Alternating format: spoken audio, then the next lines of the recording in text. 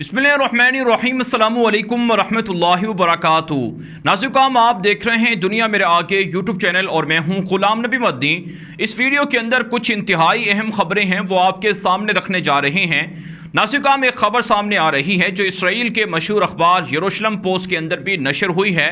Israel का मशहूर अखबार यरूशलेम पोस्ट लिखता है कि मुत्तहिदा अरब इमारात, जिसे यूएई कहा जाता है, यूएई और इसराइल के दरमियान बाकायदा वीज़ा फ्री सर्विस 10 अक्टूबर से शुरू होने जा रही है।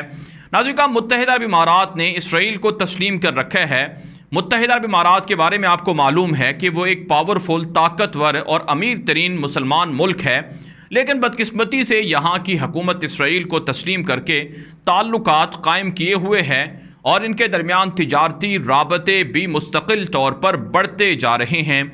अब जो ये ताज़ा खबर सामने आई है, ताज़ा रिपोर्ट सामने आई है, ये इसराइल के मशहूर अखबार यरूशलेम पोस्ट ने लिखी है, जो इसराइल का एक यहूदी अखबार है, पुराना अखबार है। उसके अंदर यह बात लिखी गई है कि इसराइल की जो खातून वज़ीर हैं उन्होंने विज़िट किया है यूएई का, और यूएई के जो इंटीरियर मिनिस्टर हैं उनके साथ उनकी मुलाकात हुई है और दीगर ऑफिशियल्स के साथ मुलाकात हुई है। मुत्तहिदा अरब इमारात ने कहा है कि जनवरी 2021 में ये मुआहिदा हुआ था और ये सर्विस शुरू होना थी कि कोई भी इसराइल का यहूदी अगर वो मुत्तहिदा अरब इमारात आना चाहे तो वो बग़ैर वीज़े के आ सकता है, और इसी तरह से मुत्तहिदा अरब इमारात का कोई भी शहरी अगर इसराइल जाना चाहे तो वो बग़ैर वीज़े के जा सकते हैं। लेकिन कोरोना की रिस्ट्रिक्शंस की वजह से ये मामला शुरू ना हो सका, लेकिन अब 10 अक्टूबर से ये मामला शुरू होने जा रहा है। ये ख़बर सामने आ रही है। नाज़रीन, अगरचे इस रिपोर्ट के अंदर ये बात लिखी गई है कि इब्तदाई मरहले में सिर्फ वो इसराइल के यहूदी मुत्तहिदा अरब इमारात बग़ैर वीज़े के जा सकेंगे जो बिज़नेस पर्पस के लिए जाएंगे, जो तिजारत के लिए जाएंगे। इसके अलावा जो वहाँ पर स्टडी करने के लिए या वहाँ पर टूरिज़म के लिए, सियाहत के लिए, या वहाँ पर दीनी मकासद के लिए या किसी और मकसद के लिए जाएंगे तो उन्हें वीज़ों की ज़रूरत होगी, जो बआसानी उन्हें मिल जाएगा। लेकिन इब्तदाई मरहले में तिजारत का नाम लिया गया है और तिजारत को इससे नफ़ी किया गया है कि जो बिज़नेस पर्सन होंगे वही मुत्तहिदा अरब इमारात का विज़िट कर सकेंगे। लेकिन नाज़रीन, ये मामला आगे चलकर उन तमाम इसराइल के यहूदियों को इजाज़त देगा जो इसराइल के शहरी हैं और इसराइल के अंदर बसते हैं कि वो भी मुत्तहिदा अरब इमारात का बग़ैर वीज़े के सफ़र कर सकते हैं। और इससे कबल नाज़रीन, आपने एक और ख़बर भी सुन रखी होगी कि मुत्तहिदा अरब इमारात की जानिब से चंद महीने पहले ये ऐलान किया गया था कि ऐसे लोग जो डॉक्टर्स हैं, जो तिजारती इन्वेस्टमेंट कर सकते हैं, और इसी तरह से जो कोई मशहूर शख्सियात हैं, उनको मुत्तहिदा अरब इमारात के वीज़े और नेशनलिटी और मुस्तकिल गोल्डन वीज़े उनको दिए जा सकते हैं। तो उस मौके पर भी बहुत से माहिरीन ने यह कहा था कि दरअसल इसराइल के लोगों को यूएई की नेशनलिटियाँ देने के लिए ये तमाम जो फ़ीचर्स हैं, ये तमाम जो मंसूबे हैं, ये लॉन्च किए जा रहे हैं। और नाज़रीन, ये हकीकत है कि मुत्तहिदा अरब इमारात और इसराइल के दरमियान बाहमी राबते वसी हो रहे हैं और ताल्लुकात वसी हो रहे हैं। मुत्तहिदा अरब इमारात अपने आप को एक मॉडर्न स्टेट कहता है और सहराओं के अंदर वो दुनिया का एक अमीर तरीन मुल्क बनना चाहता है, और वाकई इस मुल्क के अंदर वो मादी तरक्की हुई है जो यूरोप के अंदर है, जो पेरिस के अंदर है, जो वाशिंगटन के अंदर है। उस तरह की तरक्की यूएई ने की है। लेकिन नाज़रीन, इसका जो नतीजा है, इसका जो एंड है, जो इसका इख्तिताम है, वो एक बड़ी तबाही की सूरत हमें नज़र आ रहा है, और वो तबाही इंतहाई ख़तरनाक है यूएई के मुसलमानों के लिए और इसके इर्द गिर्द बसने वाले जज़ीरा अरब के मुसलमानों के लिए और पाकिस्तान के लिए। नाज़रीन, इसराइल पहले पाकिस्तान से बहुत दूर था क्योंकि इसराइल पाकिस्तान की सरहदों के करीब नहीं था और इसराइल अपने मुल्क के अंदर था। मुसलमानों ने इसे तस्लीम नहीं कर रखा था। लेकिन जब से मुत्तहिदा अरब इमारात ने इसराइल को तस्लीम किया है, तब से पाकिस्तान के लिए यूएई एक ख़तरा बन चुका है। वो इस तरह से कि इसराइल के यहूदी आज़ादाना तौर पर पाकिस्तान की सरहदों के करीब आ चुके हैं, गवादर पोर्ट के करीब आ चुके हैं, बलूचिस्तान के करीब आ चुके हैं। बहुत से लोग ये लॉजिक देते हैं, ये तौजीहात बयान करते हैं कि जब दुनिया के दीगर मुल्कों ने इसराइल को तस्लीम किया है तो पाकिस्तान भी तस्लीम कर ले तो क्या हर्ज है। नाज़रीन, तस्लीम करने का मसला नहीं है, बल्कि ये एक जुल्म है और जुल्म की हिमायत करना और जालिमों का ताउन करना है। नाज़िकाम, ये मसला इसराइल को तस्लीम करने का नहीं है, बल्कि इसराइल के यहूदी जो फ़लस्तीनियों पर जुल्म कर रहे हैं, फ़लस्तीनियों के घरों पर, ज़मीनों पर कब्ज़ा कर रहे हैं, मस्जिद अक़सा को गिराने के लिए मुहिम चला रहे हैं, थर्ड टेम्पल बनाने के लिए मुहिम चला रहे हैं। दरअसल ये वो तमाम जो मुसलमानों पर होने वाले मज़ालिम हैं उनको एक तरह से उनसे अपनी नज़रें चुराना है और फ़लस्तीनियों पर होने वाले मज़ालिम को एक तरह से सपोर्ट देना है, उसके साथ ताउन करना है। कुरान पाक के अंदर अल्लाह ताला का वाज़ेह इरशाद मौजूद है कि तुम गुनाह पर और जुल्म पर कभी भी ताउन ना करो। और फिर नाज़िकाम, मुसलमानों का ये नज़रिया है कि बैतुल मुक़द्दस क़िबला अव्वल है, ये मुसलमानों की सरज़मीन है, इस पर यहूदियों ने कब्ज़ा कर रखा है। तो कैसे मुसलमान गवारा कर सकते हैं कि यहूदियों को तस्लीम करके उनके कब्ज़े को सनद बख्शी जाए और उनके कब्ज़े को दुरुस्त और जवाज़ बख्शा जाए। लेकिन जिन अरब रियासतों ने तस्लीम किए हैं उनके ख़िलाफ़ पूरी मुसलमान दुनिया नफ़रत का इजहार करती है और उन्हें यहूदियों का इत्तिहादी करार देकर उनसे उनके दिलों के अंदर नफ़रत है। लेकिन ये नफ़रत महज़ लफ्ज़ों में नहीं होनी चाहिए, बल्कि हकीकतन होनी चाहिए।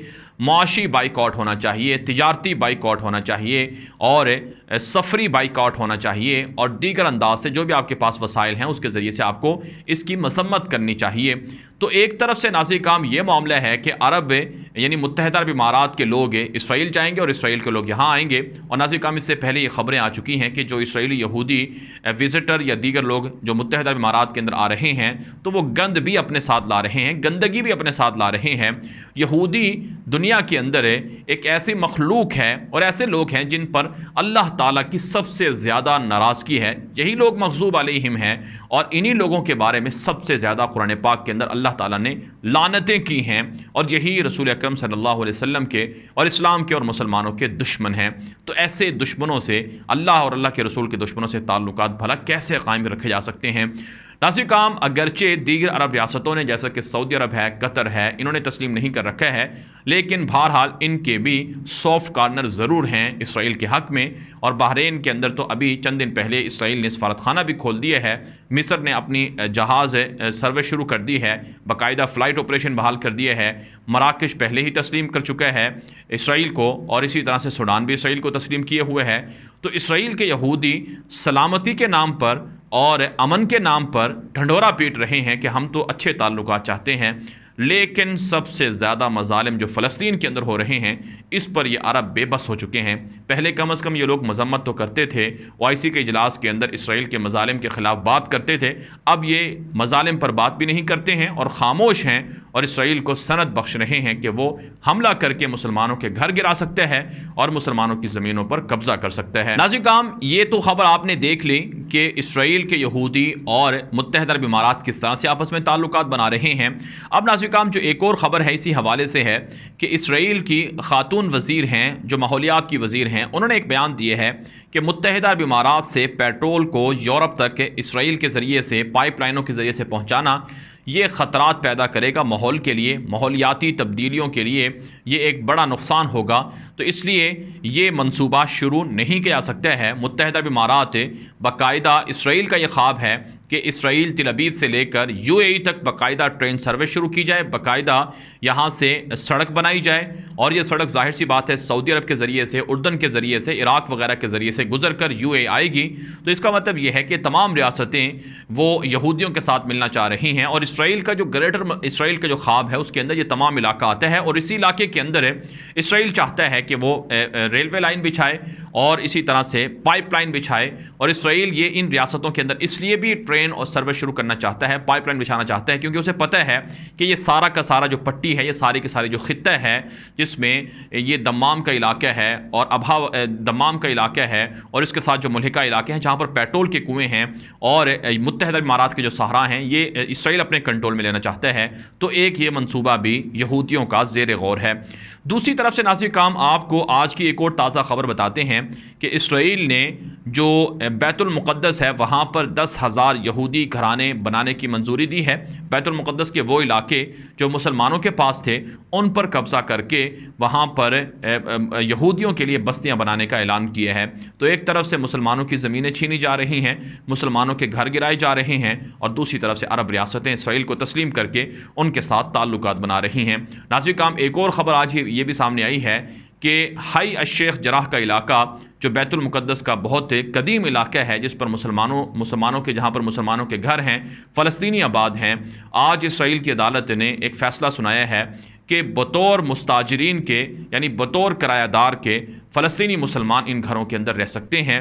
वैसे ये घर और ये इलाका है तो इसराइल के यहूदियों का, लेकिन मुसलमान जो यहाँ पर आबाद हैं वो कुछ अरसे के लिए बतौर किरायादार के यहाँ पर रह सकते हैं, वरना उनको ये इलाका खाली करना पड़ेगा। दूसरे लफ्ज़ों में नाज़रीन काम, हम ये बात कह सकते हैं कि मस्जिद अक़सा, बैतुल मुक़द्दस, अल-कुद्स, अश-शर्क़िया और इसके अलावा जो मुल्हिका इलाके हैं या दीगर मुक़द्दस और क़दीम शहर हैं, इन सब जगहों से मुसलमानों को निकालने का जो सिलसिला है, फ़लस्तीनियों को निकालने का सिलसिला है, वो तेज़ी से जारी है। यहूदी अपने मंसूबे पूरे कर रहे हैं और मुसलमानों की मस्जिद अक़सा को गिराने की तरफ बढ़ रहे हैं और पूरे फ़लस्तीन पर कब्ज़ा करके सिर्फ़ और सिर्फ इसराइल की रियासत कायम करके अपने मसीहा दज्जाल का इंतज़ार कर रहे हैं। लेकिन मुसलमान ख्वाब गफलत में हैं, उन्हें सिर्फ़ और सिर्फ मातियत से गर्ज़ है और वो अपने मसाइल के अंदर उलझे हुए हैं और वो अपने मुल्कों के अंदर डेमोक्रेसी के जो सम्राट हैं उससे मुस्तफ़ीद हो रहे हैं। सियासी रस्साकशी जारी है, एक दूसरे को नीचा दिखाने के लिए, एक दूसरे के ख़िलाफ़ इल्ज़ामात लगाने के लिए, और बदकिस्मती से मुसलमान ममालिक का मीडिया भी यही कुछ कर रहा है। नाज़रीन काम, फ़लस्तीन को, मस्जिद अक़सा को आज़ाद किसी और ने नहीं करवाना है और ना ये ख़ुद आज़ाद होगी, बल्कि इसके लिए हम में से हर शख्स को अपना रोल प्ले करना होगा। कम अज़ कम हमें तैयारी तो करना होगी, अपने बच्चों को, अपनी नस्लों को समझाना होगा कि मस्जिद अक़सा क्या है। यहाँ से रसूल अकरम सल्लल्लाहु अलैहि वसल्लम अल्लाह ताला से मुलाकात के लिए मेराज के मौके पर तशरीफ़ ले गए थे और यहीं पर आपने तमाम अंबिया की इमामत करवाई थी, और यही वो इलाका है जिसे सैयदना उमर फ़ारूक रज़ी अल्लाह ताला अन्हु ने फ़तह किया था और यहाँ पर मुसलमानों की हुकूमत रही थी। और ये क़िबला अव्वल है, मक्का मुकरमा, और इसी तरह से मस्जिदुल हराम के बाद, मस्जिदुल नबी के बाद, मस्जिद नफ़ी के बाद यहाँ पर बाकायदा ज़ियारत करना, यहाँ पर इबादत करना बाइस सवाब करार दिया गया है। उसके फ़ज़ाइल बयान आए हैं, फ़ज़ाइल बयान किए गए हैं। तो आखिर ये चीज़ें हम कब अपनी नस्लों को, अपने बच्चों को, अपने दोस्तों को, अपने इर्द गिर्द के लोगों को बताएंगे और कब हम जागेंगे? इसके लिए हमें गौर व फिक्र करना चाहिए और अपना रोल प्ले करना चाहिए। नाज़रीन काम, ये वीडियो अपने दोस्तों के साथ व्हाट्सएप पर, फेसबुक पर, इंस्टाग्राम पर, हर जगह पर लाजमी नशर करें ताकि लोगों को हक़ाइक़ मिल सकें, लोग झूठ से बच सकें और लोग कम अज़ कम बेदार हो सकें और अपनी राय कमेंट के ज़रिए से, व्हाट्सएप के ज़रिए से हम तक पहुँचा सकते हैं। अब तक के लिए इतना ही, इजाज़त दीजिए। अस्सलामु अलैकुम व रहमतुल्लाहि व बरकातुहू।